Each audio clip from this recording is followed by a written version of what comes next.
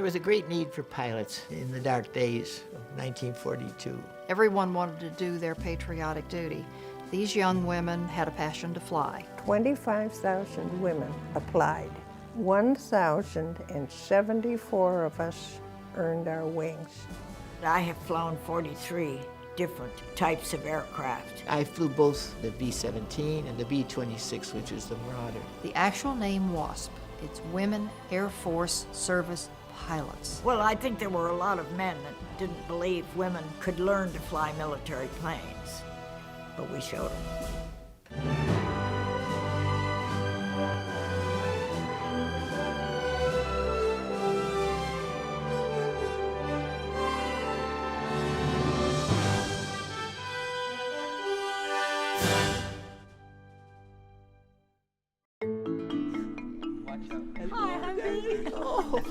It's so good to see you. Nadine. Oh, I'm glad you're And I push it forward. I don't know where we're going in these. You're aiming at me. Isn't this fun? Twin engine. This is a good chance to learn about aviation and women who've gone down that career path before and just get a chance to talk to them. Was there ever any dangerous situations that you had to deal with? Yes, I had a P-63 fighter plane caught fire on me once. It was a very strenuous program, and it was in the fall of 1943. And well, the very first flight, number 3 engine caught on fire. This is probably the most famous airplane in World War II. This is the B-17 4-engine bomber. Oh, it was great. It was a very easy airplane to fly, the 17. I still like the P-51, was my favorite airplane. It had the greatest Merlin engine. It just purred. My very first flight was in a little Cub with a fold-down side. They don't make them anymore. I said a prayer the whole time I was there. And the minute I got back in the ground, I was ready to go again. The minute the wheels touched the sand, and I was hooked.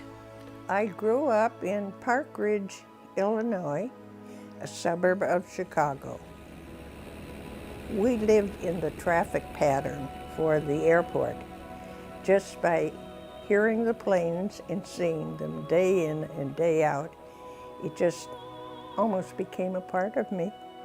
And I remember very clearly my first solo was unexpected. We'd had a huge snowfall, and there was the blue Cayuga Lake, and the air was full of sunbeams. And there was the distant horizon, and you could go farther, and I just loved it.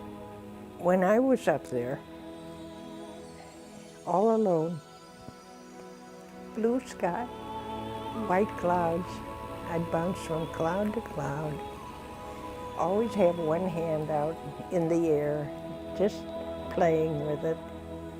There's a greatness about it, really. Very beautiful. I was born and I grew up in Hawaii. In the morning of December 7th, 1941, I was in bed and started to hear the noise and the bombs dropping and everything.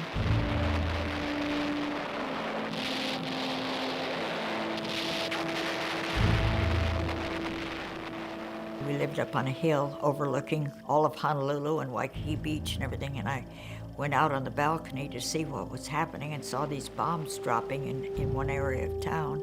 Then I saw what looked like an AT-6, silver low-winged airplane flying over, and it had a big orange sun on the bottom of the wing.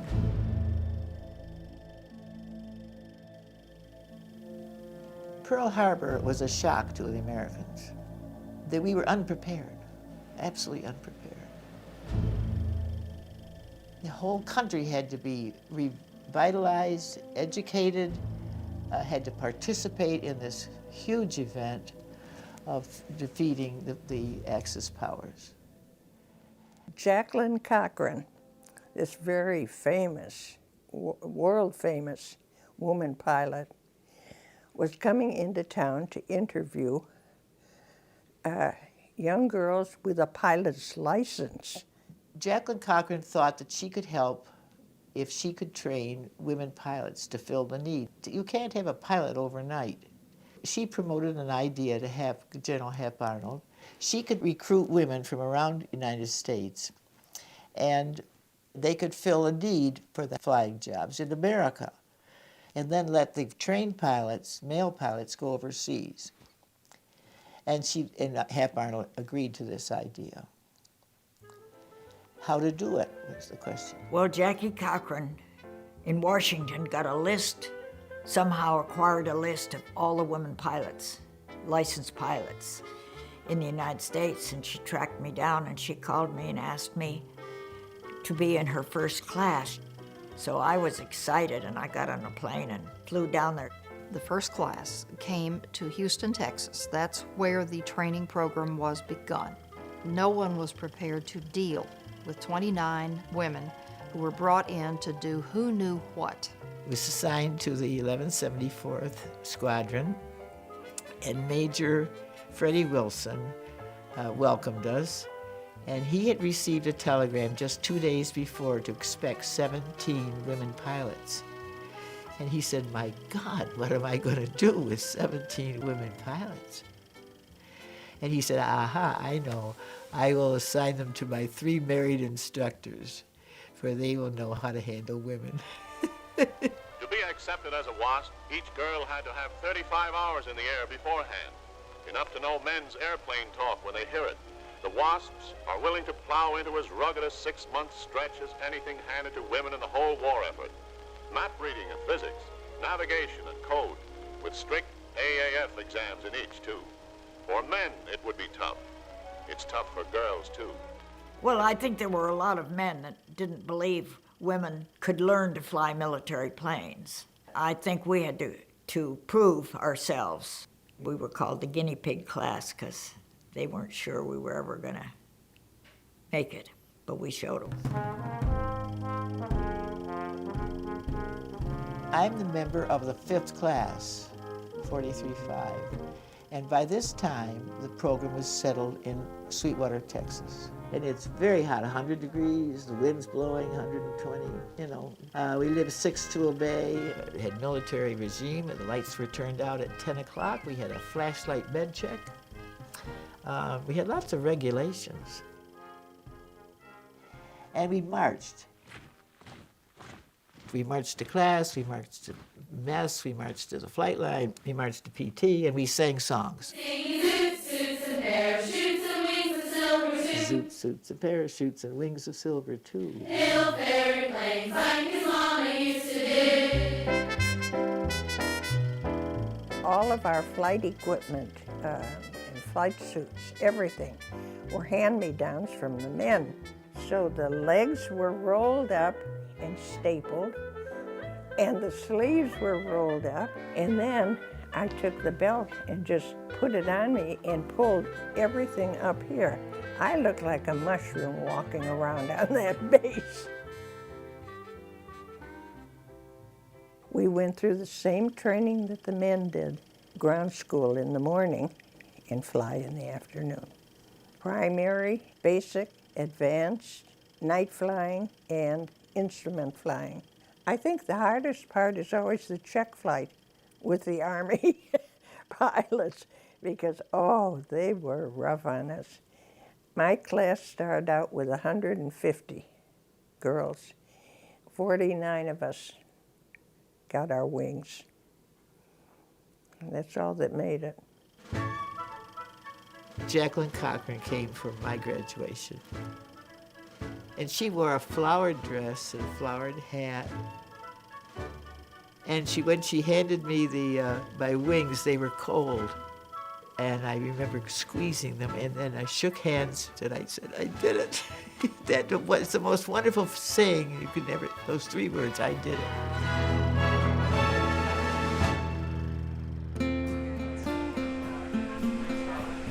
This is a phenomenal aircraft. Boy, this is big. There's a ton of buttons. I wouldn't know what to do. Hey, this is roomy. I couldn't fly one of these. Yeah. Oh my goodness, look at the console. Oh, it took you forever to learn, right? It took a few months. It took a few months. I think you'd be proud to know that I had 6 girls in my class alone, in my pilot training class. Amazing. So yeah, you guys paved the way for us. That's awesome. The first class had a choice. Do you want to tow targets? Do you want to teach cadets? Or do you want to ferry airplanes? And I thought ferrying brand new planes from factories to fields would be exciting. And we started ferrying planes across the United States, so I was ferrying sometimes 3 planes a week from California to Newark, New Jersey, where they took the wings off, sprayed them with plastic, put them on ships and took them to England. And I remember several times pulling up to the airplane and seeing these 3 or 4 enlisted men, and they were laughing and telling jokes and everything, and when they saw me step out in my flight suit, their faces dropped when they realized that I was going to be the pilot on the plane, and they had to ride in it. As the later classes came along, they were instructing at schools and towing targets. I'm glad I didn't have to do that with a lot of amateur gunmen shooting at my target behind my plane. In the aerial target practice, there are 2 aircraft involved. I flew both airplanes. The tow target plane is forward, and it lets out a sleeve on a cable, and it's about 100 feet in length. The gunners have live ammunition, colored bullets, so that the gunners, when the sleeve is on the ground, can find their bullet holes, is see how they missed or if they gained target.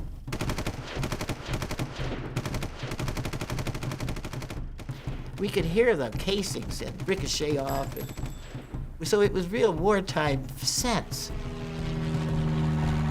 I flew both the B-17 and the B-26, which is the Marauder. And I remember having the flash of a feeling that, my goodness, I am a pilot of a B-17, and Uncle Sam's letting us fly alone. And that was a thrill. That was a thrill. I went up one day, this was during training.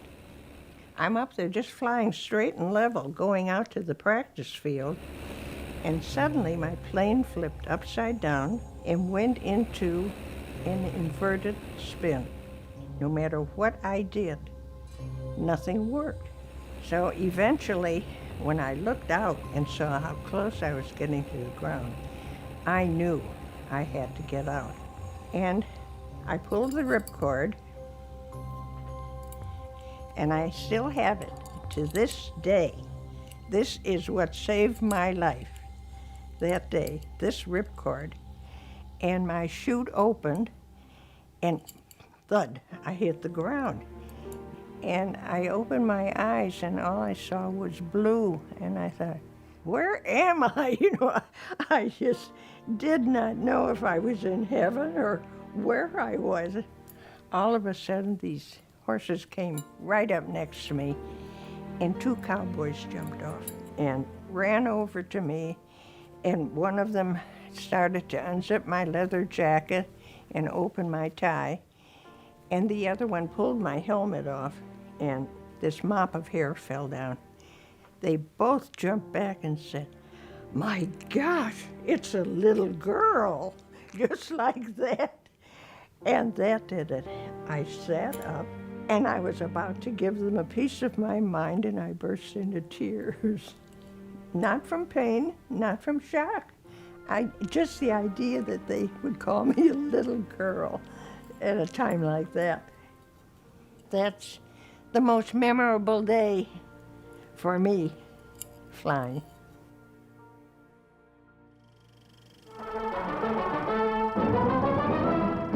The most powerful invasion air force ever launched. Some of the 11,000 planes that opened the path through the so-called impregnable Atlantic Wall. When the men were starting to come back, pilots coming back, and they were going to be put in the ground forces because we were in their jobs. They just had a fit. They stormed the Capitol, and all of a sudden, out of the blue, December 20th, you're going home. General Hap Arnold, he read this to the girls who were graduating in the last class. I want to stress how valuable I believe this whole WASP program has been to the country. If another national emergency arises, we will not again look upon a women's flying organization as experimental. We're the lost last class of the WASP trainees. We're the lost last class of the WASP trainees. We're the lost last class of the WASP trainees. But we ain't gonna be here much longer. We all had to go home on the 20th of December, termination day. And just because we were women, and yet we were trained pilots, we were sent home. Girls, we don't want you anymore. We don't need you anymore. My reaction was bittersweet in the sense that I was happy I was going to go home to my husband, because I was very much in love. And then all of a sudden I realized that this life I had enjoyed so much was ending. I went into this airport so often, I knew a lot of the mechanics or talked to them. And they came out and they hugged me, and we stood there and they cried and I cried. And we all leaned against the trailing edge of the airplane and patted the wing, and I knew I'd never be in another airplane like that again. And that was the end of my military flying. But it was a sad day. We were not considered veterans at the end of the war because we were paid by civil service, and our status had never been successfully solved by Congress. So we were kind of in this gray area.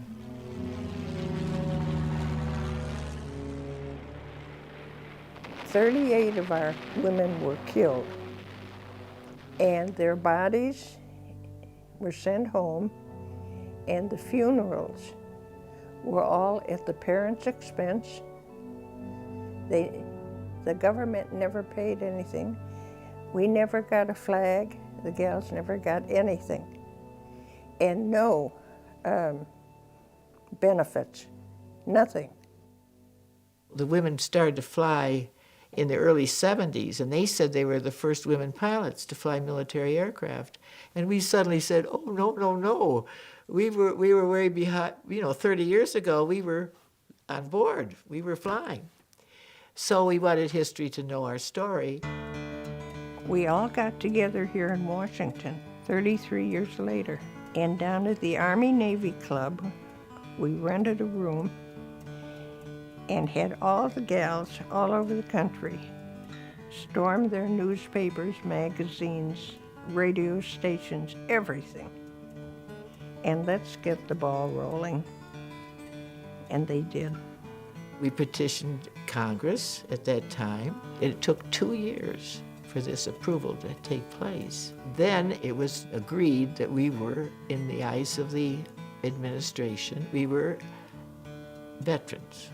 The change in mental attitude in this nation concerning women had to have been of great help to us. And I understand we have been of some help to them. And we were able to have the American flag on our casket and Veterans Care. Then last year, President Obama signed the bill for the Congressional Gold Medal. And that's the highest medal that can be given to a civilian. I just couldn't believe it. I still have trouble believing it. We were just flying brand new airplanes from factories to fields and feeling really honored and privileged to have the chance to do so. So I didn't really think we deserved it, but I was happy to accept it anyway.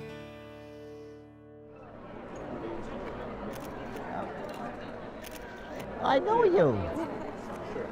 And I don't remember your name. Sophia. And the 5th class, which means I had all the luck. See, that's why I got the B-17.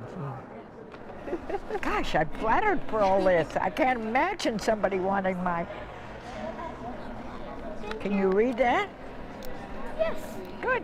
Oh, thank you for the squeeze.